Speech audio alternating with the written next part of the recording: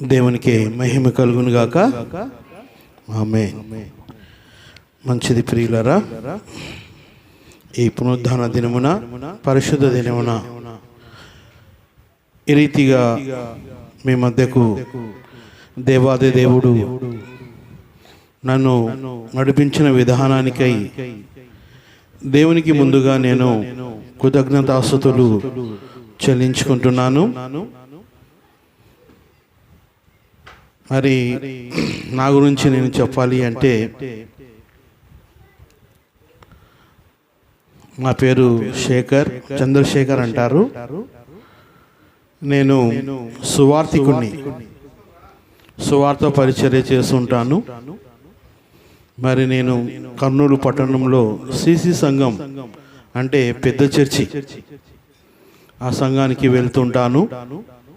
ఈ రీతిగా సువార్త పరిచర్య చేస్తూ సేవలో ముందుకు సాగుతుంటాను.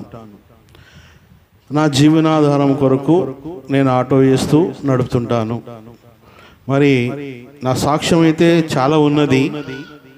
కొద్దిగా క్లుప్తంగా ఒక మాట చెప్పి ముందుకు వెళ్తాను.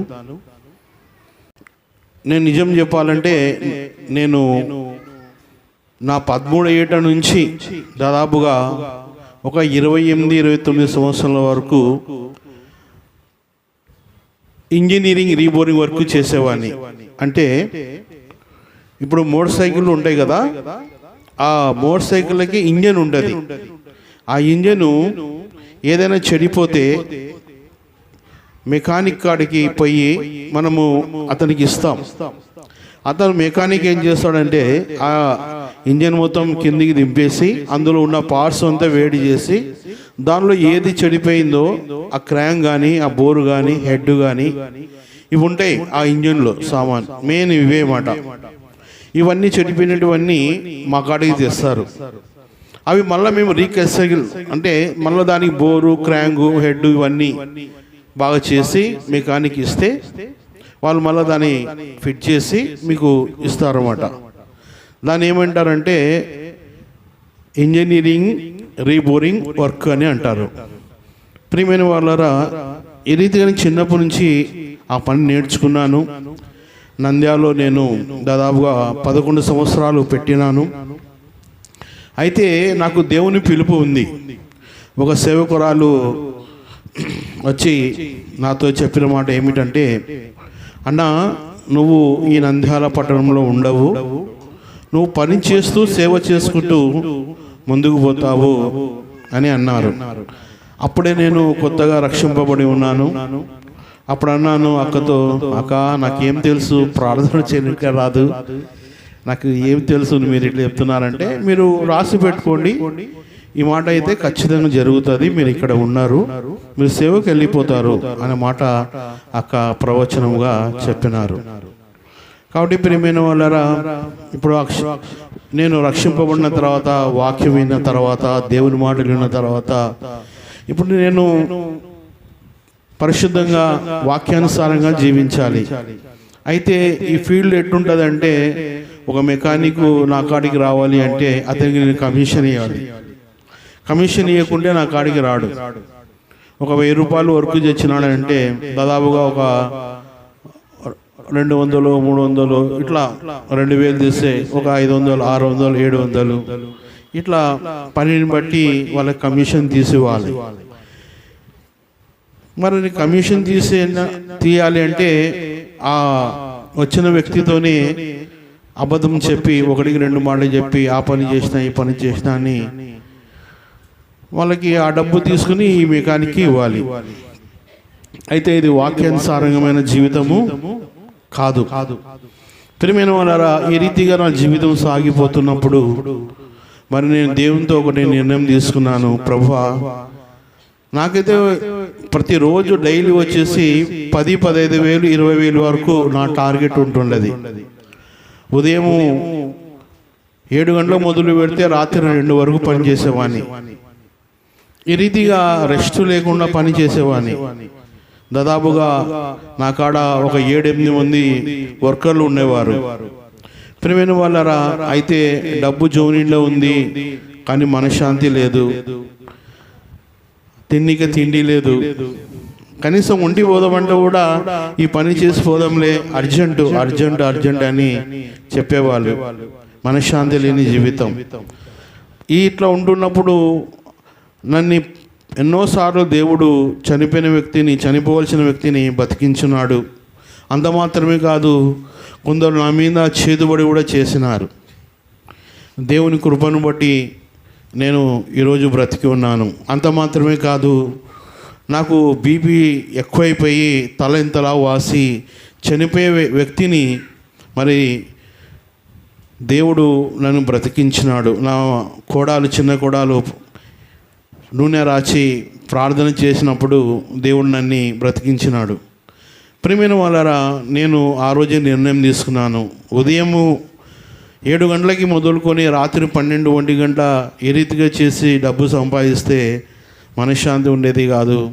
రకరకాలుగా బాధలు. ఎవరి కోసం ఈ జీవితము? ఇప్పుడు నేను చనిపోయింటే ఎక్కడికి పోయేవాడిని అని నిర్ణయం తీసుకొని ప్రభు సన్నిధిలో ఒకటే కోరుకున్నా, ప్రభువా, నన్ను చనిపోయే వ్యక్తిని బ్రతికించినావు, మరి నేను నీకు కొరకు నీతిగా జీవిస్తాను, నేను నీ సేవ చేసుకుంటా అన్నప్పుడు నాకు ఒకటే తలంపు వచ్చింది. నేను ఏదైనా కానీ ఎక్కడైనా పని చేసినానంటే సువార్త సేవ చేయాలి. ఇక్కడ చాడ కింద పని చేస్తే వాళ్ళని ఇబ్బంది పెట్టిన వాడిని అవుతాను. మళ్ళీ నేను నా కుటుంబం పోషణ జరగాలి అన్నప్పుడు నేను ఆటో అయితే బాగుంటుంది, నీతిగా 10 రూపాయలైనా నీతిగా సంపాదిస్తాము, అందులో మోసం ఉండదు. అది ఒకటి. నేను ఎప్పుడు దేవుని సేవకు వెళ్ళగలుగుతాను. ఒకరి చేతి కింద పని చేస్తే మళ్ళా తిరిగి అక్కడ నేనేమి మోసం చేయకపోయినా నాకు పని చేసినా డబ్బు వస్తుంది. దాదాపుగా 20,000 రూపాయలు మళ్ళీ నాకు నెల జీతాలు కూడా ఇస్తారు. కానీ కంటిన్యూషన్ పోవాలా, అట్లా పోలేము. కాబట్టి దేవుని సేవ చేయాలి, నా కుటుంబాన్ని పోషణ జరగాలి అని అన్నప్పుడు నేను ఆటో ఇవ్వాలని, ఆటో జీవనాధారం చేసుకోవాలని, ఈ రీతిగా కుటుంబాన్ని సాగించాలని నేను నిర్ణయం తీసుకొని మరి ఈ రీతిగా సేవా జీవితంలోకి రావడం జరిగినది. నాకు 2 కుమారులు. పెద్దబాబు బిఎస్సి నర్సింగ్ చేసినాడు, పెళ్ళయింది. ఆ బాబుకి ఒక కూతురు. చిన్న బాబుకు యువరాజు అతని పేరు. మెడికల్ రిప్పుగా పని చేస్తున్నాడు. నా భార్య ఇంటికానే చిన్న పని చేసుకుంటూ ఈ రీతిగా మేము మా జీవనాన్ని సాగిస్తున్నాము. మంచిది ప్రియులారా. మరి అదే రీతిగా ఈ దినము ఈ రీతిగా వాక్యము పరిచయం చేయుటకు నాకు ఈ అవకాశం ఇచ్చిన అయ్యగారు ప్రేమ్ కుమార్ అయ్య గారికి నేను వందనాలు తెలియజేసుకుంటున్నాను. అదే రీతిగా సంఘ పెద్దలకు, సంఘమంతటికి ప్రభునామంలో వందనాలు తెలియజేసుకుంటూ మరి వాక్య భాగంలోకి వెళ్దాం. ముందుగా వాక్యం చదువుకొని ప్రార్థన చేసుకొని వాక్య భాగంలోకి వెళ్దాం. కీర్తనల గ్రంథం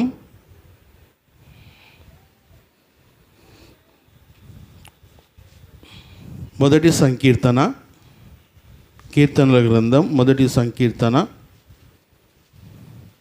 2వ వచనం. దయచేసి ఎవరైనా చదవండి.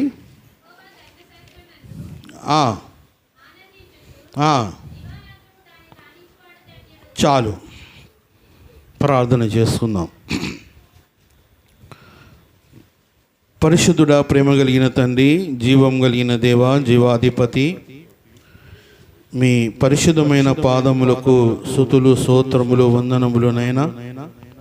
దయగల తండ్రి, ఈ పునరుద్ధాన దినమున, పరిశుద్ధ దినమున నైనా మీ కృప చొప్పున, మీ ప్రేమ చొప్పున తండ్రి, మరి గోవర్ధనగిరి గ్రామంలో ఉన్న సంఘములో ప్రభా మిమ్మల్ని ఆరాధించుటకు, మిమ్మల్ని పూజించి ఘనపరచుటకు ఇచ్చిన కృపకై మీకు స్తోత్రాలు, వందనాలు నైనా.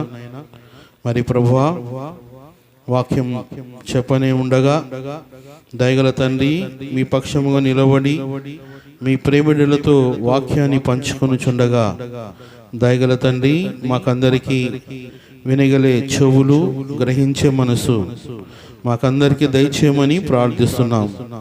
దేవా, నన్ను మీరు మీ ఆత్మతో అభిషేకించి నైనా పరిశుద్ధాత్మ దేవా నా నోటిని బూరగా చేసుకొని మీరు మాట్లాడి మీరే మహిమ ఘనత ప్రభావములు పొందుకోమని ప్రభు అయిన యేసుక్రీస్తు నామములో ఈ ప్రార్థన అడిగి వేడుకుంటున్నాము తండ్రి, ఆమేన్. మంచిది ప్రియులారా, చదవబడిన లేఖన భాగంలో యెహోవా ధర్మశాస్త్రమునందు ఆనందించుచు దివరాత్రములు దానిని ధ్యానించేవాడు ధన్యుడు అనే మాట ఇక్కడ రాయబడి ఉన్నది. ఈరోజు నా అంశం ఏమిటంటే ధన్యుడు.